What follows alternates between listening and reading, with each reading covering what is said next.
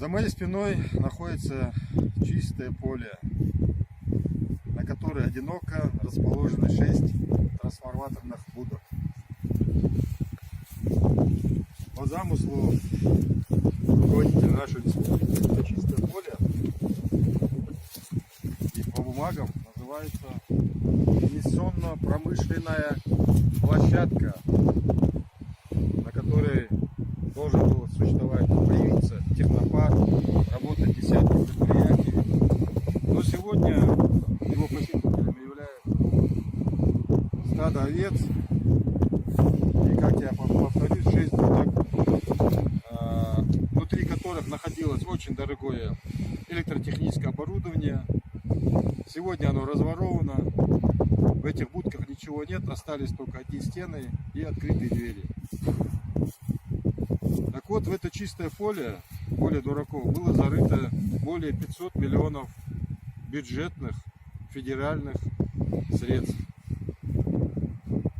Вот еще один вопрос в главе нашей республики. Куда делись эти полмиллиарда народных средств, уважаемый герой России, генерал Ефимов? Таких площадок было создано по республике еще 2, Алиюрт и Карабулак. Та же самая картина. Руководил этим проектом Руслан Булгучев. Скорее всего, это его идея, его инициатива. А реализовывали господин Чилиев, ныне сенатор Совета Федерации. И под чутким руководством главы республики. Это якобы площадка создается для инвесторов. Туда подводятся все коммуникации. Вот подведенные коммуникации. Вот куда вложены, в никуда вложены. Если на 3 площадки, это получается или около миллиарда, или более миллиарда. Эту цифру мы можем поднять. Но самое главное, вот варварское отношение. Куда ушли миллионы, миллиарды рублей? Это чья преступная халатность? Чье это небрежное отношение к этому веренному имуществу? Кто за это должен отвечать?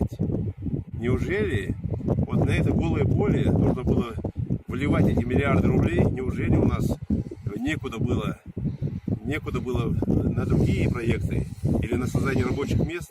Где эти рабочие места? Где эти инвесторы? Под кого это все было сделано? Все это дутые подписания контрактов, все это дутые поездки в Сочи. Ничего нет, кроме говорильни и обмана и замыливания глаз людей.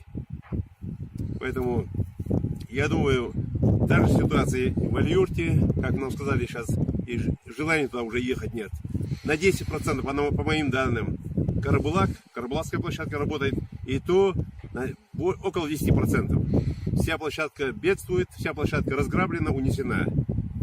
Уважаемые федеральные министры, уважаемое руководство России, все инвестиционные проекты, которые реализовываются в Ингушетии, это сплошная профанация. Это просто проекты по разбазариванию и воровству денежных средств Федеральных. Неужели вам не жалко тратить эти денежные средства, эти народные средства? Почему вы позволяете ворам разворовывать средства, которые могли бы пойти на благо и Республики Ингушетии, и других субъектов Российской Федерации? Когда вы откроете глаза и откроете свои уши? Мы уже в течение 6 месяцев вам пытаемся до вас донести это все, но вы слепые и глухие. Обратите внимание, иначе это все приведет к народным выступлениям, к народному протесту. И тогда уже будет гораздо тяжелее со всем этим разбираться. Спасибо.